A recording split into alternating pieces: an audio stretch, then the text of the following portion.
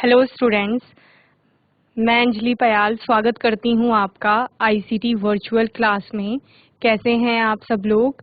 उम्मीद करती हूं आप सब लोग अच्छे होंगे और अपनी लाइफ में बहुत बेहतर कुछ कर रहे होंगे। आज हम बात कर रहे हैं क्लास 12th की केमिस्ट्री की, जिसमें हमारा 7th चैप्टर चल रहा है पी ब्लॉक एलिमेंट्स। यानी पी ब्लॉक के तत्वों की बात हम कर रहे थे। ग्रुप 13 से लेकर ग्रुप 18 तक हमारा पी ब्लॉक पाया जाता है और उसी में हमने कहा था कि 13 और 14 आपने 11th क्लास में जैसा पढ़ लिया है, तो ग्रुप 15 को हम यहाँ पर पढ़ रहे हैं, जिसमें कि हमने नाइट्रोजन फैमिली की बात की है। ठीक है, आपका ग्रुप 15 कौन सा है? नाइट्रोजन फैमिली है, जिसमें नाइट्रोजन और उसके साथ साथ 5 और तत्व आते हैं। ओके, तो उनके गुणधर्मों को हमने पढ़ लिया था अच्छे से, और भौतिक गुणधर्मों को पढ़ने के बाद रासायनिक गुणधर्मों की बात हो रही थी और उनकी रिएक्टिविटी देखी जा रही थी अलग अलग कंपाउंड से, अलग अलग तत्वों से। ठीक है, तो उसी को आज आगे कंटिन्यू करेंगे और कुछ और नए टॉपिक्स हम यहाँ पर पढ़ेंगे। ओके, आइए चलते हैं स्मार्ट बोर्ड की ओर। पी ब्लॉक तत्वों की बात कर रहे हैं बच्चों। सारी चीजें आपने पढ़ ली थी। नाइट्रोजन फैमिली पढ़ रहे थे हम लोग। ठीक है, फिजिकल प्रॉपर्टीज की बात हो गई थी कि उसका साइज किस प्रकार से है, बॉइलिंग पॉइंट, मेल्टिंग पॉइंट, ये सब किस प्रकार है, ये देख लिए थे। आयनाइजेशन एनर्जी की बात की आप लोगों ने की थी। ठीक है, एलोट्रॉपी हमने देख ली थी, कैटिनेशन देखा था, ऑक्सीडेशन स्टेट को बहुत अच्छे से समझा था। रिएक्शंस की बात कर रहे थे, तो रिएक्शन में रिएक्टिविटी टुवर्ड्स हाइड्रोजन, हाइड्रोजन से जुड़ करके हमने क्या देखा था कि ये ट्राई हाइड्राइड्स बनाते हैं। ठीक है, जहां पर कि फिर हमने बॉइलिंग पॉइंट की बात की थी ट्राई हाइड्राइड्स के। तो बॉइलिंग पॉइंट क्या था? Increases with increase in size due to increase in van der Waals force. ठीक है, क्योंकि आपका क्या बढ़ रहा है वहां पर, धीरे धीरे जब हम ग्रुप में ऊपर से नीचे की ओर चलते हैं और उसी प्रकार से हम उनके हाइड्राइड्स को देखते हैं, जैसे नाइट्रोजन का हाइड्राइड, फास्फोरस का, आर्सेनिक का, एंटीमनी का, बिस्मथ का, इस प्रकार से हाइड्राइड्स को देख रहे हैं। तो जैसे ऊपर से नीचे की ओर चलते हैं हम, तो बॉइलिंग पॉइंट भी इंक्रीज होता जाता है, क्योंकि वहां पर एटॉमिक साइज इंक्रीज होता है। और बात की थी NH3 की कि उसका जो बॉइलिंग पॉइंट है वो PH3 और ASH3 से ज्यादा है, क्योंकि वहां पर हाइड्रोजन बॉन्ड पाया जा रहा है NH3 में। ओके, बॉन्ड एंगल की बात की थी, तो बॉन्ड एंगल धीरे धीरे डिक्रीज हो रहा था ड्यू टू, क्योंकि जो इलेक्ट्रोनिगेटिविटी है वो भी धीरे धीरे नीचे की ओर चलने पर क्या हो रही थी? कम हो रही थी। ठीक है, ये हमने पढ़ लिया था। रिएक्टिविटी टुवर्ड्स ऑक्सीजन, ऑक्सीजन की बात की थी, तो ऑक्सीजन क्या ऑक्सीजन के साथ अभिक्रिया करके तत्व क्या बनाते हैं? E2O3 या E2O5 और M2O3 और M2O5, यानी try oxides and penta oxides वहां पर फॉर्म होते हैं। ये हमने देखा था और इसको अच्छे से समझा था। ठीक है, रिएक्टिविटी टुवर्ड्स हेलोजन चल रहा था, यानी हेलोजन के प्रतिक्रियाशीलता की बात कर रहे हैं। तो क्या बनते हैं? ट्राई हेलाइड्स बनते हैं और पेंटा हेलाइड्स बनते हैं। ओके, ट्राई हेलाइड्स में हमने देखा था कि हेलोजन के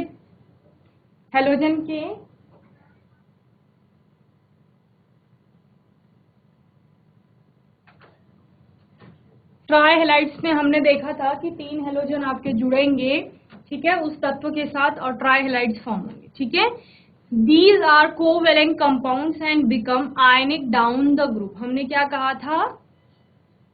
जो आपके ट्राई हेलाइड्स होते हैं, ग्रुप 15 के एलिमेंट जब हेलोजन से अभिक्रिया करेंगे तो ट्राई हेलाइड्स बनाएंगे, और क्या बनाएंगे? पेंटा हेलाइड्स बनाएंगे। ठीक है, तो ट्राई हेलाइड्स और पेंटा हेलाइड्स आपके क्या हो गए? ट्राई हेलाइड्स हो गया आपका EX3। ठीक है, और पेंटा हेलाइड क्या हो गया? EX5 हो जाएंगे। अब EX5, जहां पर E क्या है? X तो क्या है आपका? हेलोजन है कोई भी। ठीक है, क्लोरीन, फ्लोरीन, ब्रोमीन, आयोडीन, ये सारे हो सकते हैं। और E क्या हो सकता है? E हो सकता है ग्रुप 15 का तत्व, यानी nitrogen, phosphorus, arsenic, antimony, bismuth. ठीक है, ये हो सकता है। तो ये दोनों बनेंगे। तो ट्राइहेलाइड कह रहा है दीज आर कोवेलेंट कंपाउंड्स। ये कैसे बनेंगे? कोवेलेंट कंपाउंड्स बनेंगे, जो EX3 वाला है। ठीक है, और becoming ionic down the group, जैसे जैसे आप ग्रुप में नीचे की ओर चलेंगे, यानी यहाँ आपका नाइट्रोजन है और नाइट्रोजन से बिस्मथ की तरफ इनके आप क्या देखते हैं? ट्राइहेलाइड्स देखते हैं अंदर। ठीक है, तो ये ट्राई हेलाइड्स क्या होते जाएंगे, आयनिक होते जाएंगे ग्रुप में नीचे की ओर, और विद sp3 हाइब्रिडाइजेशन, sp3 इनका क्या होता है, हाइब्रिडाइजेशन होता है, और पिरामिडल इनका वहां पर शेप देखने को आपको मिलेगा। ठीक है, देन सेकंड क्या हो सकता है, सेकंड आपका पेंटाहेलाइड। पेंटाहेलाइड क्या कह रहा है, EX5 यानी एक्स अब यानी हेलोजन कितने हो जाएंगे, अब 5 हो जाएंगे, इसीलिए तो पेंटा कहा जा रहा है, पेंटाहेलाइड्स। ओके, तो पहला पॉइंट क्या है पेंटाहेलाइड में, they are Lewis acids because of the presence of vacant d orbitals. अब इनमें क्या पाया जा रहा है, जो PX5 बन रहे हैं उनमें आपका वैकेंट डी ऑर्बिटल यानी खाली डी ऑर्बिटल्स कक्षक वहां पर प्राप्त हो रही हैं या दिखाई दे रही है। They possesses sp3 hybridisation state, okay, and hence possesses trigonal bipyramidal shape. Okay, तो इनका शेप कैसा हो जाता है, अब ट्राइगोनल बायपिरामिडल हो जाता है। ओके, किसके कारण, sp3 हाइब्रिडाइजेशन के कारण। PCl5 is ionic in solid state and exist as, जो PCl5 होता है, जब PCl5 की बात करेंगे तो PCl5 कैसा होता है, आयनिक होता है। कब, जब वो सॉलिड स्टेट में पाया जाता है। ठीक है, in PCl5 there are 3 equatorial bonds and 2 axial bonds. अगर PCl5 की बात करेंगे तो क्या मिलेगा आपको, 3 इक्वेटोरियल बॉन्ड्स मिलेंगे और 2 कैसे मिलेंगे, एक्सियल मिलेंगे। The axial bonds are longer than equatorial bonds because of greater repulsion from equatorial bonds. ठीक है, क्या कह रहे हैं, द एक्सियल बॉन्ड, जो एक्सिस वाले बॉन्ड होंगे वो कैसे होंगे, आर लॉन्गर देन, किससे ज्यादा लंबे होंगे, इक्वेटोरियल बॉन्ड से ज्यादा उनकी लेंथ होगी। और इसका कारण क्या है, because greater repulsion, greater repulsion कहाँ से मिल रहा है, इक्वेटोरियल बॉन्ड से एक्सियल बॉन्ड के बीच में रिपल्सन हो रहा है। ठीक है, आपका इक्वेटोरियल जो बॉन्ड है वो रिपेल कर रही है एक्सियल बॉन्ड को, और इस वजह से एक्सियल बॉन्ड का साइज लंबा हो रहा है, ओके, बड़ा हो रहा है। Nitrogen does not form pentahalides due to absence of d orbitals.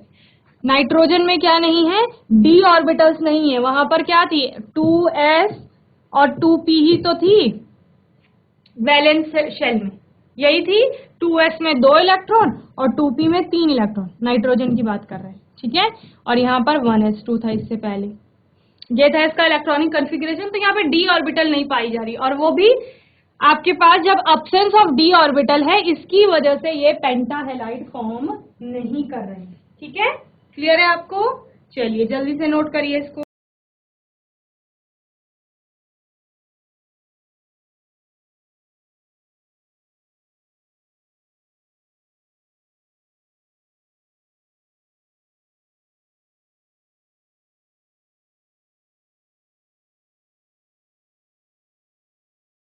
तो इस प्रकार पी ब्लॉक में आपको ज्यादातर चीजें कैसी मिलेंगी, थ्योरेटिकल मिलेंगी। ठीक है, जहां पर आपको उनको सिर्फ पढ़ना है, लर्न करना है। ठीक है, और पढ़ना कैसे है, कॉन्सेप्ट क्लियर करके पढ़ना है अपना। ठीक है,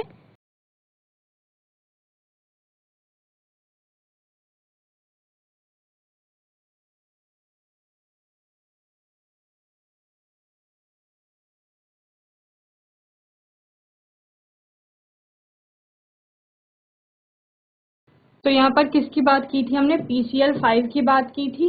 चलिए PCl5 का स्ट्रक्चर देख लेते हैं एक बार, PCl5 कैसा होगा।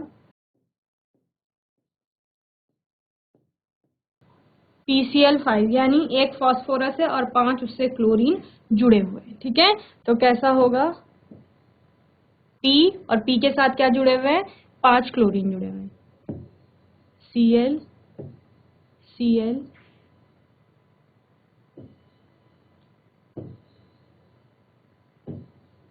ओके,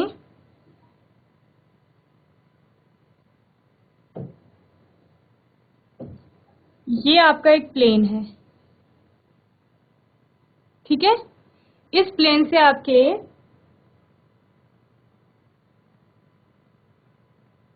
इस प्लेन में फास्फोरस है और उसके साथ 3 क्लोरीन जुड़े हुए हैं, और Cl उस प्लेन के ऊपर को होगा। ठीक है, जैसे ये सपोज आपकी नोटबुक है और इस नोटबुक के ऊपर एक पेन है और एक पेन इसके नीचे लगा दीजिए। ठीक है, तो ये एक बॉन्ड हो गया, एक बॉन्ड ही हो गया, और एक बॉन्ड इधर होगा, एक इधर और एक ही होगा, इस प्रकार से जुड़ा हुआ है फॉस्फोरस। ठीक है, तो वही बॉन्ड हमें इसमें शो करने हैं।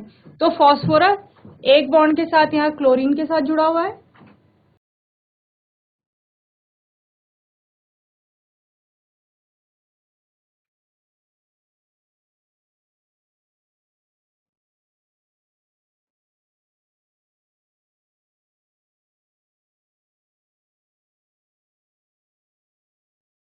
ये आपका, और दूसरा बॉन्ड में ये डैश डैश से दिखा रही हूँ Cl का, ये। ठीक है, तो ये दोनों एक्सियल बॉन्ड है, क्लियर है। और वहीं पर ये आपके कैसे हैं, इक्वेटोरियल।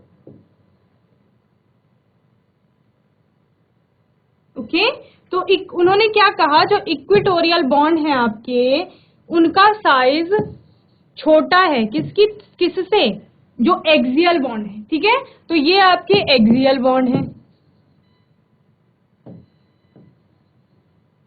और ये वाले कैसे हैं, इक्वेटोरियल।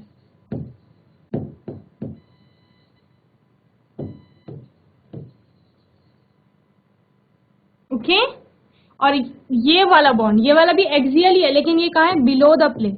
ओके, चलिए जल्दी से बनाएंगे इसे। तो sp3 डिहाइब्रिडाइजेशन है और ट्राइगोनल बाइपिरामिडल शेप आएगी।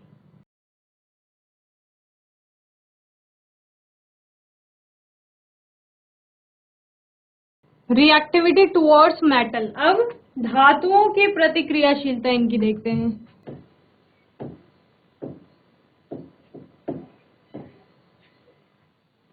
धातुओं के प्रतिक्रियाशीलता यानी कि अब धातुओं से ये ग्रुप 15 के तत्व आपके अभिक्रिया करेंगे और धातुओं से अभिक्रिया करके प्रोडक्ट देंगे।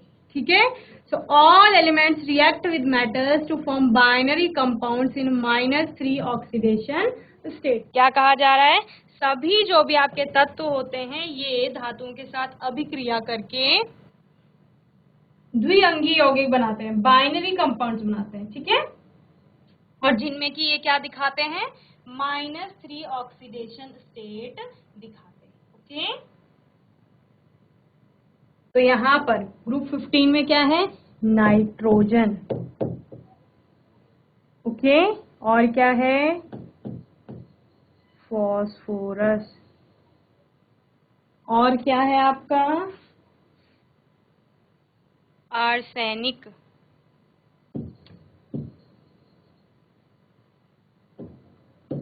एंटीमनी एंड बिस्मथ, इनकी बात कर रहे हैं हम। चलिए, तो इनको क्या कहा जाता है, यहाँ पर नाइट्रोजन का क्या होता है, नाइट्राइड हो जाता है, नाइट्राइड मेटल से जुड़ करके। ओके, फॉस्फोरस का फॉस्फाइड,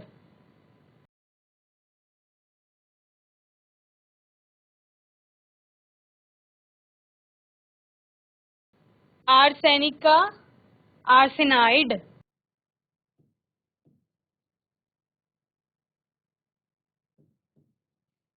एंटीमनी का क्या होगा आपका, एंटीमनाइड,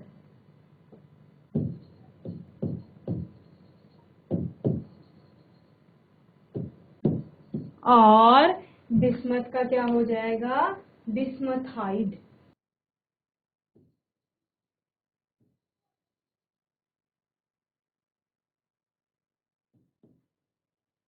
ओके, कंपाउंड देखें इनके, क्या कहा गया, जो भी ये तत्व हैं, all elements react with metal, सारी जो तत्व हैं ग्रुप 15 के, यानी कि जो मैंने यहाँ पे लिखे हैं, nitrogen, phosphorus, arsenic, antimony, bismuth, ये धातुओं से अभिक्रिया करके द्विअंगी धातु बनाते हैं, द्विअंगी यौगिक बनाते हैं। द्विअंगी यौगिक मतलब दो प्रकार के उसमें तत्वों के एटम्स यानी परमाणु पाए जाएंगे। ठीक है, दो प्रकार के तत्व पाए जाएंगे, इसीलिए द्विअंगी कहा गया। द्विअंगी यौगिक जिनमें ये कौन, जो आपका ये वाले तत्व हैं, ये -3 ऑक्सीडेशन स्टेट में जाएंगे। क्लियर है, तो यानी जो आपका यौगिक बनेगा इनसे मिलकर के धातु और आपके ग्रुप 15 का तत्व मिलाकर के एक यौगिक बनाएंगे जिसमें सिर्फ यही दोनों होंगे, तत्व होगा ग्रुप 15 का कोई और उसके साथ कोई धातु होगी, द्विअंगी हो गया। और वहां पर ये ग्रुप 15 का तत्व किसमें होगा, -3 ऑक्सीडेशन स्टेट में होगा। समझ गए? चलिए बस दो ही पॉइंट यहाँ पर याद रखने, एक बाइनरी कंपाउंड बन रहा है, दूसरा वहां पर ये -3 ऑक्सीडेशन स्टेट में कौन है, ये नाइट्रोजन, फास्फोरस, आर्सेनिक, एंटीमनी और बिस्मथ -3 ऑक्सीडेशन स्टेट वहां पर शो कर रही। ओके, चलिए पहला कंपाउंड देखते हैं नाइट्रोजन का। ठीक है, जब नाइट्रोजन कैल्शियम से अभिक्रिया करता है तो कैल्शियम और नाइट्रोजन का मिल करके क्या बनेगा, नाइट्रोजन को नाइट्राइड पढ़ा जाएगा, तो कैल्शियम नाइट्राइड बनेगा। तो कैल्शियम नाइट्राइड, कैल्शियम नाइट्राइड। और इस कैल्शियम नाइट्राइड को किस प्रकार लिखेंगे, हमने कहा नाइट्रोजन वहां पर किसकी फॉर्म, किसमें होगा, -3 ऑक्सीडेशन स्टेट में होगा। तो जब हम, आपको याद होगा जब हम केमिकल फॉर्मूले बनाने सीखते थे तो कैसे लिखते थे, Ca और N आपस में जुड़ रहे हैं, कैल्शियम के लिए आएगा आपका +2 और नाइट्रोजन के लिए क्या आएगा, -3। ठीक है, अब इनकी ऑक्सीडेशन स्टेट को या संयोजकताओं को क्या कर लेते थे आप, क्रॉस कर लेते थे। ठीक है, तो इस प्रकार से क्या बन जाएगा आपका केमिकल फॉर्मूला Ca3N2। ओके, चलिए दूसरा इसी कैल्शियम का फास्फोरस के साथ क्या बनेगा, अब कैल्शियम फॉस्फाइड, कैल्शियम फॉस्फाइड, और ये होगा Ca3P2। ओके, चलिए नेक्स्ट सोडियम के साथ आर्सेनिक का, sodium arsenide, sodium arsenide. Okay, तो यहाँ पर क्या है, सोडियम है Na और आर्सेनिक है आपका As, सोडियम की +1 और आर्सेनिक की कितनी आती है, -3, क्रॉस कर लेंगे तो क्या हो जाएगा फॉर्मूला Na3As। Okay,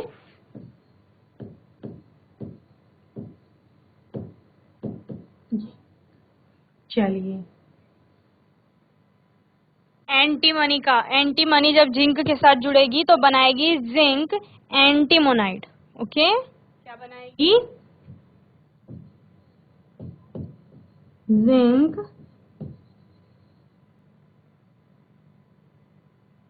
antimonide. और जिंक एंटीमोनाइड का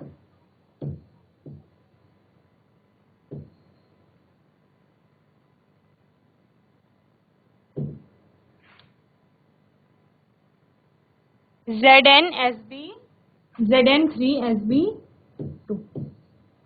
ओके, बिस्मथ का, बिस्मथ का भी देख लीजिए, बिस्मथ मैग्नीशियम के साथ जुड़ करके मैग्नीशियम बिस्मथाइड बनाता है। ठीक है,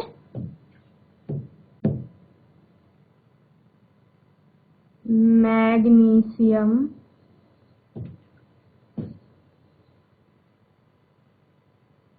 बिस्मथाइड। और ये मैग्नीशियम बिस्मथाइड क्या होता है, Mg3Bi2।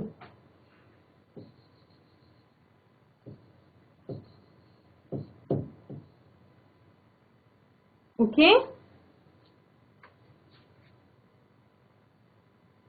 तो यहाँ पर Zn आपका +2 स्टेट में होगा और एंटीमनी तो है ही -3 में, यहाँ पे Mg का भी इसी प्रकार होगा।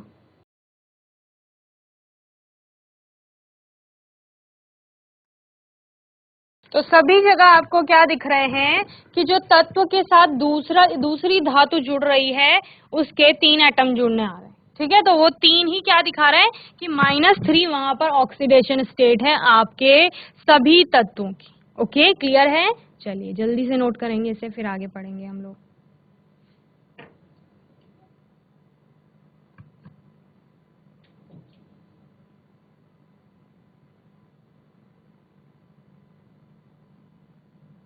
तो बच्चों यहाँ पर हमारा ग्रुप 15 के तत्वों का गुणधर्म और जो हम उनकी प्रॉपर्टीज पढ़ रहे थे वो समाप्त होता है इसी टॉपिक के साथ। पहले हमने इसकी भौतिक गुणधर्म देखे। भौतिक गुणधर्मों में कितनी चीजों की बात हुई थी? उसके आकार की बात हुई थी, गलनांक की बात हुई थी, क्वथनांक की बात हुई थी, एंथैल्पी की बात हुई थी, विद्युत ऋणात्मकता हमने वहां पर देखी थी, इलेक्ट्रॉनिक विन्यास उसका देखा था। ठीक है, ये सारी चीजें देखी थी और इन्हीं के आधार पर घनत्व देखा था, त्रिज्या रेडियस की बात की थी, परमाणु का द्रव्यमान, परमाणु के क्रमांक के आधार पर हमने कई गुणधर्म देखे थे। ठीक है, तो वो सारे हमारे टॉपिक क्लियर हो गए थे किसके अंतर्गत? फिजिकल प्रॉपर्टी यानी भौतिक गुणधर्मों के अंतर्गत। रासायनिक गुणधर्मों में हमने ऑक्सीडेशन स्टेट को समझा। उसके ऑक्सीडेशन स्टेट को समझने के बाद हमने नाइट्रोजन की बात की जो कि असामान्य व्यवहार दिखाता था, जहां पर छोटा आकार, उच्च विद्युत ऋणात्मकता और हाई आयनाइजेशन एंथैल्पी और आयनाइजेशन एनर्जी की बात हुई। और डी जो ऑर्बिटल्स हैं वो वहां पर प्रेजेंट नहीं हैं, उनकी बात की गई और बताया गया कि वर्ग के जो बाकी सारे तत्व हैं उनसे आपका जो नाइट्रोजन है वो कैसे है? अलग है। ओके, उसके बाद हमने रासायनिक गुणधर्मों में उसकी अभिक्रियाशीलता देखी।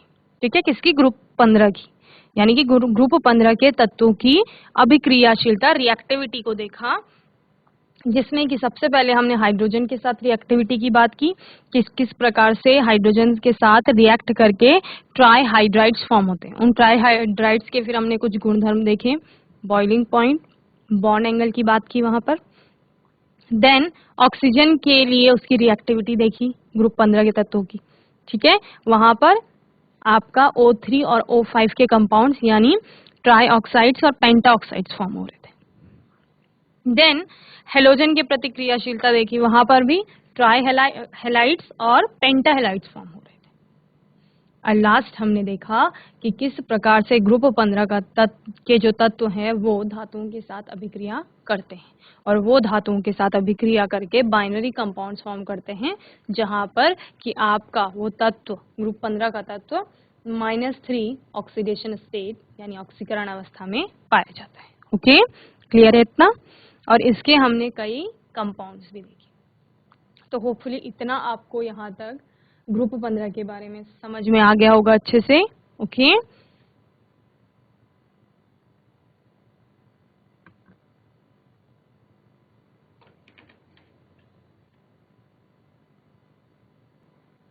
अलग से बिहेवियर की बात की थी नाइट्रोजन की, तो उसमें बिहेवियर में क्या हो गया था? छोटा size, it does not have a d orbital, it has high electronegativity and it has high ionisation enthalpy. ठीक है, इन्हीं की वजह से ये क्या करता है?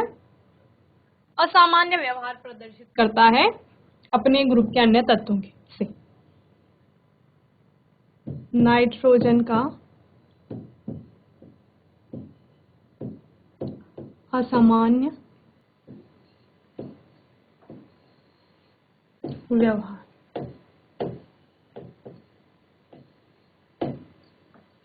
तो पहला क्या है?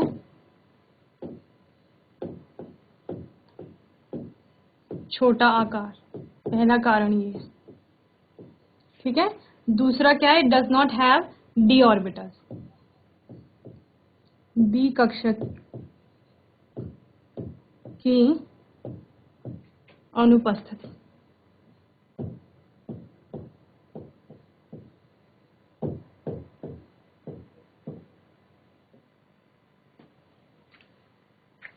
और आकार छोटा है क्योंकि, तो विद्युत ऋणात्मकता कैसी होगी? उच्च।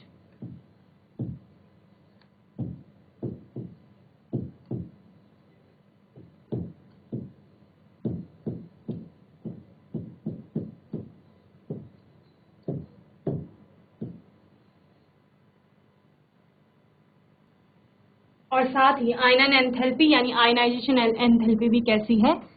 हाई है। तो उच्च आयनन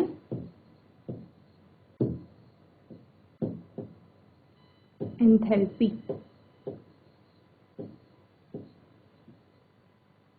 ओके, तो ये कुछ कारण हैं जिनके कारण जो ग्रुप 15 है उसके जो बाकी सारे तत्व हैं वो एक जैसा लगभग व्यवहार करते हैं, और नाइट्रोजन उन सभी से अलग बिहेव करता है, उसका व्यवहार थोड़ा अलग होता है। तो ये सारे ही कारण है कि क्योंकि उसमें उसका परमाणु क्रमांक कम है, इसकी वजह से उसका जो क्या होगा, आकार होगा, वो भी छोटा होगा। अब आकार छोटा है तो विद्युत ऋणात्मकता यानी इलेक्ट्रोनिगेटिविटी कैसी होगी, हाई होगी। ठीक है, इसीलिए हमने क्या बोला था कि नाइट्रोजन की उन सभी में विद्युत ऋणात्मकता सबसे ज्यादा होती है। ठीक है, अब दो ही ऑर्बिटल चूंकि पाई जा रही हैं, और जो वैलेंस शेल है उसमें s और p ऑर्बिटल ही है, d ऑर्बिटल तो वहां पर है नहीं।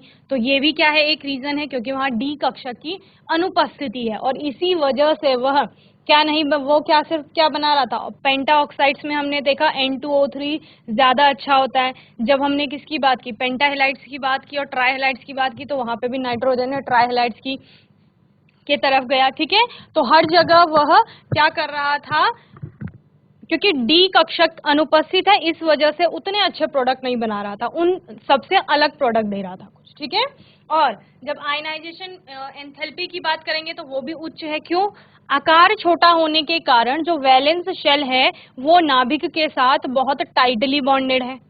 ठीक है, और सिर्फ s और p ऑर्बिटल ही वहां पर हैं, तो इस वजह से अब ज्यादा एनर्जी देनी पड़ेगी उस वैलेंस सेल से इलेक्ट्रॉन को निकालने के लिए। तो इसी वजह से उसका क्या हो रहा था, जो आयनाइजेशन एंथैल्पी है वो भी उच्च है। ओके, तो ये सारे क्या हैं, रीजंस है, कारण हैं, जिनके कारण की जो नाइट्रोजन है वो अपने ग्रुप के अन्य तत्वों से, ठीक है, rest of the element nitrogen differs from them. Okay, तो बाकी सारे तत्वों से क्या कर रहा है, अलग तरह से बिहेव कर रहा है। ठीक है, उन वो कुछ अलग बिहेव कर रहे हैं, नाइट्रोजन थोड़ा अलग बिहेव कर रहा है। तो होपफुली इतना आपको समझ में आ गया होगा, ये 4 पॉइंट नोट करेंगे।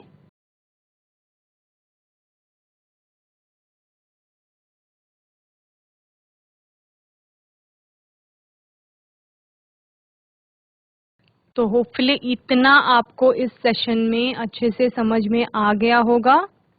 आज के सेशन में हमने क्या क्या पढ़ा बच्चों, हमने रिएक्टिविटी देखी अपने ग्रुप 15 के तत्वों की हेलोजन के प्रति। ठीक है, हेलोजन से किस प्रकार अभिक्रिया कर रहे हैं, और हेलोजन से अभिक्रिया करके आपके ट्राई हेलाइड्स और पेंटा हेलाइड्स बन रहे हैं। ठीक है, और साथ ही हमने किसके साथ अभिक्रिया देखी, धातुओं के साथ ग्रुप 15 के तत्वों की अभिक्रिया देखी, और हमने देखा कि सभी जो तत्व होते हैं वो धातुओं से अभिक्रिया करते हैं और आपके बाइनरी कंपाउंड्स यानी द्विअंगी यौगिक बनाते हैं, जहां पर की उन तत्वों की ऑक्सीकरण संख्या कितनी होती है, -3 होती है। और उसके बाद हमने नाइट्रोजन को, चूंकि हम बहुत टाइम से पढ़ते आ रहे हैं ग्रुप 15 में, तो उस नाइट्रोजन का हर जगह पे कुछ ना कुछ एक एक्सेप्शन आ रहा था, तो उसके असामान्य व्यवहार की बात की, और उसका असामान्य व्यवहार होने के हमने 4 कारण देखे। ओके, होपफुली इतना आपको अच्छे से समझ में आ गया होगा, और अगर आपका कोई डाउट होगा, क्वेश्चन होगा, तो आने वाले सेशन में आप पूछ लेंगे। ओके, और तब तक के लिए आईसीटी वर्चुअल क्लास से जुड़ने के लिए